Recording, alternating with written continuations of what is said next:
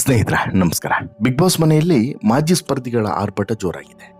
ಕಳೆದ 3-4 ದಿನಗಳಿಂದ big boss ಮನೆಯ ಒಳಗಡೆ ಅತಿಥಿಗಳಾಗಿ ಬಂದಂತಹ ಈ ಉಗ್ರ ಮಂಜು ಆಗಿರ್ಬೋದು, ರಜತ್ ಆಗಿರ್ಬೋದು, ಚೈತ್ರ ಕುಂದಾಪುರ, ಮೋಕ್ಷಿತ ಪೈ, ತ್ರಿವಿಕ್ರಮ್, ಇವರು ಇಷ್ಟೂ ಜನರು ಕೂಡ ಬಿಗ್ ಬಾಸ್ ಮನೆಯ ಒಳಗಡೆ ಭಾರಿ ರಂಪ ರಾಮಾಯಣವನ್ನೇ ಸೃಷ್ಟಿ ಮಾಡ್ತಾ ಇದ್ದಾರೆ. ಅದರಲ್ಲೂ ಕೂಡ ಮನೆಯ ಒಳಗಡೆ ಹೋಗಿ ಈ ಬಾರಿಯ ಸ್ಪರ್ಧಿಗಳಿಗೆ ಕ್ವಾಟ್ಲೆಯನ್ನು ಕೊಡ್ತಾ ಇದ್ದಾರೆ. ಎಲ್ರಿಗೂ ಕೂಡ ಗಿಲ್ಲಿ ಒಬ್ಬನೇ ಟಾರ್ಗೆಟ್ ಆಗಿರೋದು ಮತ್ತು ಗಿಲ್ಲಿ ಒಬ್ಬನೇ ಟಾಂಗನ್ನು ಕೂಡ ಕೊಡ್ತಾ ಇದ್ದಿದ್ದು, ಎದುರಿಸ್ತಾ ಇದ್ದಿದ್ದು. ಆದರೆ ಗಿಲ್ಲಿನೂ ಕೂಡ ಈಗ ಸೈಲೆಂಟ್ ಆಗಿದ್ದಾನೆ. ಬಟ್ಟು ಇಲ್ಲಿ ಎಲ್ರಿಗೂ ಕೂಡ ಒಂದು ಆಶ್ಚರ್ಯ ಇತ್ತು. ಅಂದರೆ ಮಂಜಣ್ಣನ ಬ್ಯಾಚುಲರ್ ಪಾರ್ಟಿ, ಹಾಗಾಗಿ ಬಿಗ್ ಬಾಸ್ ಮನೆ ಒಳಗಡೆ ಹೋಗಿದ್ದಾರೆ, ಅದರಲ್ಲೂ ಕೂಡ ರೆಸಾರ್ಟ್ ಅನ್ನುವಂಥ ಒಂದು ಕಾನ್ಸೆಪ್ಟನ್ನು ಸೃಷ್ಟಿ ಮಾಡಿ ಅದಕ್ಕೆ ಹೋಗಿದ್ದಾರೆ ಅನ್ನುವಂಥ ವಿಚಾರವನ್ನು ಎಲ್ಲರೂ ಕೂಡ ಹೇಳಿದ್ರು ಕೂಡ. ಬಟ್ ಆದರೆ ಅಸಲಿಗೆ ಅಲ್ಲಿ ಒಳಗಡೆ ಬಂದಂಥ ವಿಚಾರನೇ ಬೇರೆ ಅನ್ನೋದು ಸಾಕಷ್ಟು ಜನರಿಗೆ ಒಂದು ಡೌಟ್ ಇತ್ತು. ಆ ಡೌಟನ್ನು ಕ್ಲಿಯರ್ ಮಾಡುವಂಥ ಕೆಲಸವನ್ನು ಚೈತ್ರ ಕುಂದಾಪುರ ಬಾಯಿ ತಪ್ಪಿ ಮಾಡಿಬಿಟ್ಟಿದ್ದಾರೆ. ಅಂದರೆ ಚೈತ್ರ ಕುಂದಾಪುರ ಯಾಕೆ ಅವರು ಒಳಗಡೆ ಹೋಗಿದ್ದು ಅಷ್ಟು ಜನ ಸ್ಪರ್ಧಿಗಳು ಅನ್ನೋದನ್ನು ಬಾಯಿ ತಪ್ಪಿ ಹೇಳಿಬಿಟ್ಟಿದ್ದಾರೆ. ಹಾಗಾದರೆ ಯಾಕೆ ಹೋಗಿದ್ದು, ಏನು ವಿಚಾರ ಹೇಳ್ತಾ ಹೋಗ್ತೇನೆ. ಅದಕ್ಕಿಂತ ಮುಂಚೆ ನೀವಿನ್ನೂ ಕೂಡ ನಮ್ಮ ಚಾನಲನ್ನು ಸಬ್ಸ್ಕ್ರೈಬ್ ಮಾಡಿಲ್ಲ ಅಂದರೆ ದಯವಿಟ್ಟು ಕೂಡಲೇ ಸಬ್ಸ್ಕ್ರೈಬ್ ಮಾಡಿ, ಜೊತೆಗೆ ಕೊನೆವರೆಗೆ ನೋಡಿ ನಿಮ್ಮ ಅಭಿಪ್ರಾಯವನ್ನು ಕಮೆಂಟ್ ಮಾಡಿ ತಿಳಿಸಿ. ಬಿಗ್ ಬಾಸ್ ಮನೆಯ ಆಟ ಈ ವಾರ ಬೇರೆಯದೇ ರಂಗನ್ನು ಪಡೆದುಕೊಳ್ತು. ಯಾರಿಗೂ ಕೂಡ ನಿರೀಕ್ಷೆನೇ ಇರಲಿಲ್ಲ ಇಂಥದ್ದೊಂದು ಟ್ವಿಸ್ಟನ್ನು ಬಿಗ್ ಬಾಸ್ ಕೊಡ್ತಾರೆ ಅಂತ ಹೇಳಿ. ಅದೇನು ಅಂದರೆ, ಬಿಗ್ ಬಾಸ್ ಮನೆ ಒಳಗಡೆ ಸಡನ್ನಾಗಿ ಹಳೆಯ ಈ ಹಿಂದಿನ ಸೀಸನ್ 11ರ ಮಾಜಿ ಸ್ಪರ್ಧಿಗಳು ಅತಿಥಿಗಳಾಗಿ ಬಂದಿತ್ತು. ಅವರ ಉದ್ದೇಶದ ಬಗ್ಗೆ ಚರ್ಚೆ ಶುರುವಾಗಿತ್ತು. ಚೈತ್ರ ಕುಂದಾಪುರ ಯಾಕೆ ತಾವು ಮನೆ ಒಳಗಡೆ ಬಂದಿದ್ದು ಅನ್ನುವಂಥ ವಿಚಾರವನ್ನು ಹೇಳಿದ್ರೆ, ಅತಿಥಿಗಳ ವರ್ತನೆಗೆ ಗಿಲ್ಲಿ ಆಕ್ಷೇಪವನ್ನು ಕೂಡ ವ್ಯಕ್ತಪಡಿಸಿದ್ದು. ಜೊತೆಗೆ ಇಲ್ಲಿ ಈ ಚೈತ್ರ ಕುಂದಾಪುರ ಒಂದಷ್ಟು ವಿಚಾರಗಳನ್ನು ಇಲ್ಲಿ ಚರ್ಚೆ ಮಾಡಿರುವಂಥದ್ದು. ಹಾಗೆಯೇ ಈ ಉಗ್ರ ಮಂಜು ಮತ್ತು ರಜತ್ ನಡೆದುಕೊಂಡಂಥ ರೀತಿಯ ಬಗ್ಗೆ ಬಹುಶಃ ವೀಕೆಂಡ್ನಲ್ಲಿ ಚರ್ಚೆ ಆಗುವಂಥ ಸಾಧ್ಯತೆ ಇದೆ. ಜೊತೆಗೆ ಕಳೆದ ಸೀಸನ್ನಲ್ಲೂ ಕೂಡ ಇಂಥದ್ದೇ ಘಟನೆ ನಡೆದಿತ್ತು. ಆ ಸೀಸನ್ನಲ್ಲಿ ಆದಂತಹ ವಿಚಾರಕ್ಕೂ ಮತ್ತು ಈ ಸೀಸನ್ನಲ್ಲಿ ಆದಂಥ ವಿಚಾರಕ್ಕೂ ಕೂಡ ಸುದೀಪ್ ಅವರು ತಾಳೆ ಹಾಕುವಂತಹ ಒಂದು ಸಾಧ್ಯತೆಯೂ ಕೂಡ ಇದೆ ಅನ್ನುವಂಥ ಮಾಹಿತಿ ಸಿಗ್ತಾ ಇದೆ. ಬಿಗ್ ಬಾಸ್ ಕನ್ನಡ ಸೀಸನ್ 11ರ ಸ್ಪರ್ಧಿಗಳು ಈ ಸೀಸನ್ಗೆ ಅತಿಥಿಗಳಾಗಿ ಬಂದಿದ್ದಾರೆ. ಇಡೀ ಬಿಗ್ ಬಾಸ್ ಮನೆ ಪ್ಯಾಲೇಸ್ ಆಗಿ ಬದಲಾಗಿದೆ. ಅತಿಥಿಗಳ ಅಬ್ಬರ ಮತ್ತು ಅವರು ಮನಸ್ಸಿಗೆ ಬಂದಂತಹ ಕೆಲಸಗಳನ್ನು ಸ್ಪರ್ಧಿಗಳನ್ನು ಮಾಡಿಸಿಕೊಂಡಿರುವಂಥದ್ದು, ವೈಯಕ್ತಿಕವಾಗಿ ಕೆಲವೊಂದಷ್ಟು ಟಾರ್ಗೆಟ್ಗಳನ್ನು ಮಾಡಿದ್ದಂಥದ್ದು, ಈ ಮಧ್ಯೆ ಚೈತ್ರ ಅವರು ಆಡಿದಂಥ ಮಾತು ಎಲ್ಲವೂ ಕೂಡ ಚರ್ಚೆಯನ್ನು ಹುಟ್ಟುಹಾಕಿದೆ. ಅದರ ಜೊತೆಗೆ ಈ ಸ್ಪರ್ಧಿಗಳು, ಅದರಲ್ಲೂ ಕೂಡ ಉಗ್ರ ಮಂಜು ಮತ್ತು ರಜತ್ ನಡೆದುಕೊಂಡಂಥ ರೀತಿಯ ಬಗ್ಗೆ ಅಪಸ್ವರಗಳು ಹೆಚ್ಚಾಗ್ತಿದೆ. ಸೋಷಿಯಲ್ ಮೀಡಿಯಾದಲ್ಲಿ ಇಬ್ಬರಿಗೂ ಕೂಡ ಉಗಿದು ಉಪ್ಪಿನಕಾಯಿಯನ್ನು ಹಾಕ್ತಾ ಇದ್ದಾರೆ.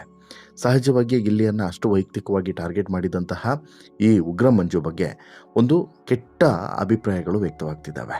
ಎಷ್ಟೇ ಆದರೂ ಕೂಡ ನಿಮ್ಮ ಆ ಕೆಟ್ಟ ಮನಸ್ಥಿತಿಯನ್ನು ಎಲ್ಲಿ ಬಿಡ್ತೀರಾ ಅನ್ನುವಂಥ ವಿಚಾರವನ್ನು, ಈ ನಿಮ್ಮ ಆ ರಾಕ್ಷಸೀಯ ಮನಸ್ಥಿತಿಯನ್ನು ಇನ್ನೂ ಕೂಡ ಬದಲಾಯಿಸಿಕೊಂಡಿಲ್ವಾ ಅನ್ನುವಂಥ ವಿಚಾರವನ್ನು ಕೂಡ ಸಾಕಷ್ಟು ಜನ ಉಗ್ರ ಮಂಜುಗೆ ಪ್ರಶ್ನೆಯನ್ನು ಮಾಡಿದ್ದಾರೆ.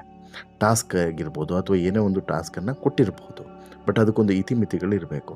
ತೀರಾ ವೈಯಕ್ತಿಕವಾಗಿ ಹೋಗುವಂಥದ್ದು, ತೀರಾ ವೈಯಕ್ತಿಕವಾಗಿ ಟಾರ್ಗೆಟ್ ಮಾಡುವಂಥದ್ದು ತಪ್ಪಲ್ವಾ ಅನ್ನುವಂಥ ವಿಚಾರವನ್ನು ಮಂಜುಗೆ ಸಾಕಷ್ಟು ಜನ ವೀಕ್ಷಕರು ಪ್ರಶ್ನೆಯನ್ನು ಮಾಡ್ತಿದ್ದಾರೆ. ಸಹಜವಾಗಿ ಇದು ಅಪಸ್ವರಕ್ಕೂ ಕೂಡ ಕಾರಣ ಆಗಿದೆ ಮತ್ತು ಬಿಗ್ ಬಾಸ್ ಬಗ್ಗೆನೂ ಕೂಡ ಅಸಮಾಧಾನ ವ್ಯಕ್ತವಾಗಿದೆ. ಒಬ್ಬ ಸ್ಪರ್ಧಿಯನ್ನು ಟಾರ್ಗೆಟ್ ಮಾಡಿಕೊಂಡು ಈ ರೀತಿ ನಡೆದುಕೊಳ್ಳೋದು ಎಷ್ಟು ಸರಿ ಎನ್ನುವಂಥದ್ದು ಎಲ್ಲರ ಪ್ರಶ್ನೆ. ಈ ಬಾರಿ ಬಿಗ್ ಬಾಸ್ಗೆ ಚೈತ್ರ, ಮಂಜು, ರಜತ್, ಮೋಕ್ಷಿತ, ತ್ರಿವಿಕ್ರಮ್ ಅತಿಥಿಗಳಾಗಿ ಬಂದಿರುವಂಥದ್ದು. ಅವರು ಇಡೀ ಮನೆಯನ್ನು ಒಂದು ರೀತಿಯಲ್ಲಿ ಆಳ್ತಾ ಇದ್ದಾರೆ. ಕಿರಿಕಿರಿ ಮಾಡಿದಂಥ ಗಿಲ್ಲಿಗೆ ಒಂದು ರೀತಿಯಲ್ಲಿ ಟಾರ್ಗೆಟನ್ನು ಮಾಡಿ ತಿರುಗಿ ಬಿತ್ತಿದ್ದಾರೆ. ಅಶ್ವಿನಿ ಅವರು ತಪ್ಪು ಮಾಡಿದಾಗ ಚೈತ್ರ ಮಾತನಾಡ್ತಾ ಇದ್ದಂಥ ವೇಳೆ, ಜೊತೆಗೆ ಆ ಕೊನೆಗೆ ಅಶ್ವಿನಿಯೂ ಕೂಡ ಕ್ಷಮೆ ಕೇಳುವಂತೆಯೂ ಕೂಡ ಮಾಡಿದ್ದಾರೆ. ಆ ವೇಳೆ ಒಂದು ವಿಚಾರವನ್ನು ಕೂಡ ರಿವೀಲ್ ಮಾಡಿದ್ದಾರೆ. ಯಾರು? ಚೈತ್ರ. ಹೌದು, ಇದು ಒಂದು ಭಾಗವಾದರೆ ಮತ್ತೊಂದು ಭಾಗವಾಗಿ ಇದೇ ಬಿಗ್ ಬಾಸ್ ಮನೆಗೆ ಅತಿಥಿಗಳಾಗಿ ಬಂದಂತಹ ಈ ಉಗ್ರ ಮಂಜು, ತ್ರಿವಿಕ್ರಮು ಮತ್ತು ರಜತ್, ಈ ಮೂವರು ನಡೆದುಕೊಂಡಂಥ ರೀತಿಯ ಬಗ್ಗೆ ಎಲ್ರಿಗೂ ಕೂಡ ಅಸಮಾಧಾನಗಳಿದ್ದಾವೆ. ಆದರೆ ಏನು ಮಾಡೋದು, ಬಿಗ್ ಬಾಸ್ನ ನಿಯಮ, ಅದನ್ನು ಬ್ರೇಕ್ ಮಾಡಬಾರ್ದು ಅನ್ನೋಂಥ ಕಾರಣಕ್ಕೋಸ್ಕರ ಎಲ್ಲರೂ ಕೂಡ ಬಾಯನ್ನು ಕಟ್ಕೊಂಡು ಸುಮ್ಮನೆ ಕೂತ್ಬಿಟ್ಟಿದ್ದಾರೆ. ಬಿಗ್ ಬಾಸ್ ಮನೆ ಹೋಟೆಲ್ ಆಗಿ ಬದಲಾಗಿದೆ. ಮನೆಯಲ್ಲಿರುವಂಥ ಸ್ಪರ್ಧಿಗಳು ಹೋಟೆಲ್ ಸಿಬ್ಬಂದಿಯಾಗಿ ಬದಲಾಗಿದ್ದಾರೆ. ಅತಿಥಿಗಳಾಗಿ ಬಂದಿರುವಂತಹ ಸ್ಪರ್ಧಿಗಳು ಒಂದು ರೀತಿಯಲ್ಲಿ ಅಹಂಕಾರದ ವರ್ತನೆಯನ್ನು ತೋರಿಸ್ತಿದ್ದಾರೆ. ಸ್ಪರ್ಧಿಗಳಿಗೆ ಊಟೋಪಚಾರ ಜೊತೆಗೆ ಹಾಸ್ಪಿಟಾಲಿಟಿ ಎಲ್ಲವನ್ನು ಕೂಡ ನೋಡಿಕೊಳ್ಳುವಂಥ ಜವಾಬ್ದಾರಿ ಬಿಗ್ ಬಾಸ್ ಮನೆಯ ಆಟಗಾರರದ್ದು, ಈ ಬಾರಿಯ ಆಟಗಾರರದ್ದು, ಮಾಜಿ ಸ್ಪರ್ಧಿಗಳಿಗೆ. ಆರಂಭದಲ್ಲೇ ಮಂಜು ಮತ್ತು ರಜತ್ ಬಗ್ಗೆ ಗಿಲ್ಲಿ ಮಾಡಿದಂತಹ ಕಾಮಿಡಿ ಎಡವಟ್ಟಾಗಿತ್ತು. ಇದರಿಂದ ಅತಿಥಿಗಳಿಗೆ ಬೇಸರವಾಗಿತ್ತು, ಕಿರುಕು ಕೂಡ ನಡೆದಿತ್ತು. ಗಿಲ್ಲಿ ಕಾಮಿಡಿಗೆ ಕೆಲವು ವೀಕ್ಷಕರಿಂದನೂ ಕೂಡ ಅಸಮಾಧಾನ ವ್ಯಕ್ತವಾಗಿತ್ತು. ಹಾಗೆಂದ ಮಾತ್ರಕ್ಕೆ ಗಿಲ್ಲಿಯ ಬಗ್ಗೆ ಇವರು ಮಾತನಾಡಿದಂಥ ಮಾತುಗಳು ಮತ್ತು ಇವರು ಗಿಲ್ಲಿಯ ಜೊತೆಗೆ ನಡೆದುಕೊಂಡಂಥ ರೀತಿಯ ಬಗ್ಗೆನೂ ಕೂಡ ಅಸಮಾಧಾನಗಳು ವ್ಯಕ್ತವಾಗಿದ್ದಾವೆ. ಅದರಲ್ಲೂ ಕೂಡ ಗಿಲ್ಲಿಯನ್ನು ವೈಯಕ್ತಿಕವಾಗಿ ಟಾರ್ಗೆಟ್ ಮಾಡಿದ್ದಾರೆ ಅನ್ನುವಂಥ ವಿಚಾರ ಮತ್ತೆ ಮತ್ತೆ ಚರ್ಚೆಗೆ ಬರ್ತಿದೆ. ರಜತ್, ಮಂಜು, ಚೈತ್ರ ಎಷ್ಟೇ ಕೂಗಾಡಿದರೂ ಕೂಡ ಗಿಲ್ಲಿ ಮಾತ್ರ ತಲೆಯನ್ನೇ ಕೆಡಿಸಿಕೊಳ್ತಿರಲಿಲ್ಲ. ತಮ್ಮದೇ ಶೈಲಿಯಲ್ಲಿ ಆಟವನ್ನು ಮುಂದುವರಿಸಿದ್ರು. 5 ಜನರನ್ನು ಒಬ್ಬರೇ ಸತಾಯಿಸಿದ್ರು ಕೂಡ. ಇನ್ನು ಮಾಜಿ ಸ್ಪರ್ಧಿಗಳು ಬಿಗ್ ಬಾಸ್ ಮನೆಗೆ ಅತಿಥಿಗಳಾಗಿ ಹೋಗಿರೋದು ಯಾಕೆ? ಒಂದು ಟಾಸ್ಕ್ ಸರಿ, ಆದರೆ ಅವರನ್ನು ಬಿಗ್ ಬಾಸ್ ಯಾಕೆ ಮನೆ ಒಳಗಡೆ ಕಳಿಸಿಕೊಟ್ಟಿದ್ದಾರೆ ಅನ್ನುವಂಥ ವಿಚಾರವನ್ನು ಬಾಯಿ ತಪ್ಪಿ ಚೈತ್ರ ಕುಂದಾಪುರ ಹೇಳೇ ಬಿಟ್ಟಿದ್ದಾರೆ. ವಿವಿಧ ಮನಸ್ಥಿತಿಯ ವ್ಯಕ್ತಿಗಳನ್ನು ಒಂದು ಮನೆಯಲ್ಲಿ ಕೂಡಿ ಹಾಕಿ ಟಾಸ್ಕ್ಗಳನ್ನು ಕೊಟ್ಟು ದೈಹಿಕವಾಗಿ ಮಾನಸಿಕವಾಗಿ ಆಡಿಸುವಂಥ ಆಟ ಬಿಗ್ ಬಾಸು. ಪ್ರತಿದಿನ ಸ್ಪರ್ಧಿಗಳಿಗೆ ಒಂದೊಂದು ಅಚ್ಚರಿ ಕಾದಿರುವಂಥದ್ದು ಈ ಬಿಗ್ ಬಾಸ್ನ ವಿಶೇಷತೆ. ಬಿಗ್ ಬಾಸ್ ಆಡಿಸುವಂಥ ಆಟವನ್ನು ಬಲ್ಲವರು ಯಾರು? ಮೇಲ್ನೋಟಕ್ಕೆ ಮಾಜಿ ಸ್ಪರ್ಧಿಗಳು ಅತಿಥಿಗಳಾಗಿ ಮನೆಗೆ ಹೋಗಿದ್ದಾರೆ. ಸೀಸನ್ 12ರ ಸ್ಪರ್ಧಿಗಳು ಅವರನ್ನು ಹೇಗೆ ನೋಡಿಕೊಳ್ತಾರೆ ಅನ್ನೋದು ಟಾಸ್ಕು. ಆದರೆ ಅತಿಥಿಗಳಾಗಿ ಹೋಗಿರೋರಿಗೆ ಬಿಗ್ ಬಾಸ್ ಸೀಕ್ರೆಟ್ ಟಾಸ್ಕ್ ಒಂದನ್ನು ಕೊಟ್ಟಿದ್ದಾರೆ. ಅದು ಮನೆಯಲ್ಲಿರುವಂಥ ಒಗ್ಗಟ್ಟನ್ನು ಮುರಿಯುವಂಥದ್ದು. ಹೌದು, ಇದೇ ಪ್ರಮುಖವಾದಂಥ ವಿಚಾರ. ತ್ರಿವಿಕ್ರಮ್ ಜೊತೆಗೆ ಚೈತ್ರ ಮಾತನಾಡ್ತಾ, ಇವತ್ತು ಆಡಿದಂಥ ಆಟದಿಂದ ಇವರಲ್ಲಿ ಒಗ್ಗಟ್ಟು ಇಲ್ಲ ಅನ್ನೋದು ಗೊತ್ತಾಯ್ತಲ್ಲ, ನಾವು ಅದಕ್ಕೆ ಬಂದಿರೋದು ತಾನೇ. ನಾವು ಬಂದಿರೋದು ಇವರ ಒಗ್ಗಟ್ಟನ್ನು ಪರೀಕ್ಷಿಸೋಕೆ ಅಲ್ವಾ, ಯಾರ ಒಗ್ಗಟ್ಟು ಎಷ್ಟಿದೆ ಅನ್ನೋದನ್ನು ನೋಡೋಕ್ಕೆ ಅಂತ ಹೇಳಿಬಿಟ್ಟು ಚೈತ್ರ ಹೇಳಿರೋದು ವೈರಲ್ ಆಗ್ತಿದೆ. ಇದನ್ನು ನೋಡಿದಂಥ ವೀಕ್ಷಕರು ಮಾಜಿ ಸ್ಪರ್ಧಿಗಳಿಗೆ ಇದೇ ಟಾಸ್ಕನ್ನು ಕೊಟ್ಟಿದ್ದಾರೆ ಅನ್ನುವಂಥ ವಿಚಾರವನ್ನು ಕಾಮೆಂಟ್ ಕೂಡ ಮಾಡ್ತಿದ್ದಾರೆ. ಅಷ್ಟೇ ಅಲ್ಲ, ಅತಿಥಿಗಳ ಆರ್ಭಟದ ನಡುವೆ ಗಿಲ್ಲಿ ಹಾಗೂ ಅಶ್ವಿನಿ ಗೌಡ ಕೂಡ ಒಂದಾಗಿದ್ದಾರೆ. ಮೊದಲ ದಿನದಿಂದನೂ ಕೂಡ ಇಬ್ಬರ ನಡುವೆ ಭಿನ್ನಾಭಿಪ್ರಾಯಗಳು ಇತ್ತು. ಗಿಲ್ಲಿ ಸದಾ ಅಶ್ವಿನಿಯ ಕಾಲೆಳೆಯುವಂಥ ಕೆಲಸವನ್ನು ಮಾಡ್ತಾಯಿದ್ರು. ಆಕೆನೂ ಕೂಡ ಕೂಗಾಡೋದು ಎಲ್ಲವೂ ಕೂಡ ಮಾಡ್ತಾನೆ ಇದ್ರು. ಒಮ್ಮೆ ಕೂಡ ಪ್ರೀತಿಯಿಂದ ಮಾತನಾಡಿರಲಿಲ್ಲ. ಆದರೆ ಈ ವಾರ ಬದಲಾವಣೆ ಕಂಡುಬಂದಿದೆ. ಅತಿಥಿಗಳು ಅತಿಯಾಗಿ ಆಡ್ತಾ ಇರೋದ್ರಿಂದ ಇಬ್ಬರ ಅಸಮಾಧಾನ ಒಂದು ರೀತಿಯ ಈ ತಾಳ್ಮೆಯ ಕಟ್ಟೆಯನ್ನು ಒಡೆಯುವಂಥ ಹಂತಕ್ಕೆ ಹೋಗಿ ನಿಂತಿದೆ. ಸೊ ದಟ್ ಇಬ್ಬರು ಕೂಡ ಈಗ ಜೊತೆಯಾಗಿ ಕಾಣಿಸ್ತಿದ್ದಾರೆ.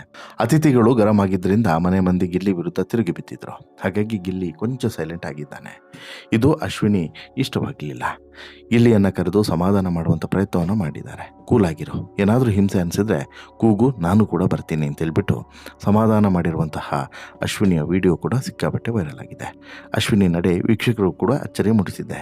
ಇಬ್ಬರು ಕೂಡ ಹೀಗೆ ಸ್ನೇಹಿತರಾಗಿ ಇರಲಿ, ಅತಿಥಿಗಳ ಆಟಕ್ಕೆ ಬ್ರೇಕ್ ಹಾಕಲಿ ಅನ್ನುವಂತಹ ವಿಚಾರವನ್ನು ಕಮೆಂಟ್ ಮೂಲಕ ಸಾಕಷ್ಟು ಜನ ತಮ್ಮ ಅಭಿಪ್ರಾಯವನ್ನು ವ್ಯಕ್ತಪಡಿಸ್ತಾ ಇದ್ದಾರೆ. ಅದನ್ನು ಮೀರಿದರೆ ಈ ಹಿಂದಿನ ಸೀಸನ್ನ ವಿಚಾರಗಳು ಕೂಡ ಈಗ ಚರ್ಚೆ ಆಗ್ತಿದೆ. ಬಿಗ್ ಬಾಸ್ ಸೀಸನ್ 10ರಲ್ಲಿ ಪ್ರಥಮ್ ಅವರು ಲಾರ್ಡ್ ಆಗಿ ಬಿಗ್ ಬಾಸ್ ಮನೆಗೆ ಕರೆಸಲಾಗಿತ್ತು.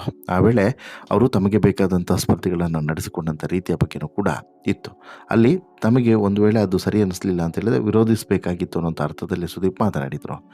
ಈ ಬಾರಿ ಬಂದಂಥ ಅತಿಥಿಗಳು ಮನೆಯವರನ್ನು ತಮಾಷೆ ಮಾಡಿದಂತಹ ರೀತಿ, ಬೇಕಾದಂತೆ ನಡೆಸಿಕೊಳ್ತಿರುವಂಥ ರೀತಿ, ಈ ಬಗ್ಗೆ ವೀಕೆಂಡ್ನಲ್ಲಿ ಚರ್ಚೆ ಆಗುವಂಥ ಸಾಧ್ಯತೆ ಇದೆ. ಅತಿಥಿಗಳ ಉದ್ದಟತನ ಗಿಲ್ಲಿ ಬಿಟ್ಟರೆ ಬೇರೆ ಯಾರೂ ಕೂಡ ಪ್ರಶ್ನೆಯನ್ನೇ ಮಾಡಲಿಲ್ಲ. ಈ ಬಗ್ಗೆ ಸುದೀಪ್ ಮೆಚ್ಚುಗೆಯನ್ನು ಕೂಡ ಸೂಚಿಸ್ಬೋದು.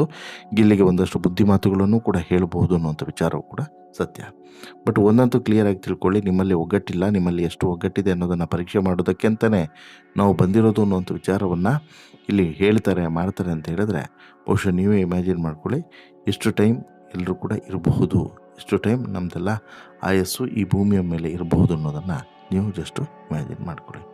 ವಾಟೆವರ್ ಸ್ನೇಹಿತರೆ, ಇಲ್ಲಿವರೆಗೆ ನಡೆದಿರುವಂಥ ಘಟನೆಗಳ ಬಗ್ಗೆ ನಿಮಗೇನು ಅನಿಸುತ್ತೆ? ಜೊತೆಗೆ ಇಲ್ಲಿ ಪ್ರಮುಖವಾಗಿ ಗಿಲ್ಲಿ ಟಾರ್ಗೆಟ್ ಆಗಿರೋದ್ರ ಬಗ್ಗೆ ಮತ್ತು ಗಿಲ್ಲಿ ಟಾರ್ಗೆಟ್ ಮಾಡಿರೋದ್ರ ಬಗ್ಗೆ ಮತ್ತು ಈ ಬಿಗ್ ಬಾಸ್ ಮನೆಗೆ ಅತಿಥಿಗಳು ಬಂದಿರುವಂತಹ ಸೀಕ್ರೆಟ್ ಟಾಸ್ಕ್ನ ಬಗ್ಗೆ ನಿಮ್ಮ ಅಭಿಪ್ರಾಯ ಏನು? ದಯವಿಟ್ಟು ನಿಮ್ಮ ಅಭಿಪ್ರಾಯನ ಕಮೆಂಟ್ ಮಾಡಿ ತಿಳಿಸಿ. ಜೊತೆಗೆ ಈ ಸ್ಟೋರಿ ಇಷ್ಟ ಆಯಿತು ಅಂತ ಹೇಳಿದ್ರೆ ಲೈಕ್ ಮಾಡಿ, ಶೇರ್ ಮಾಡಿ, ಚಾನಲ್ಗೆ ಸಬ್ಸ್ಕ್ರೈಬ್ ಆಗೋದನ್ನು ಮರಿಬೇಡಿ. ಧನ್ಯವಾದ.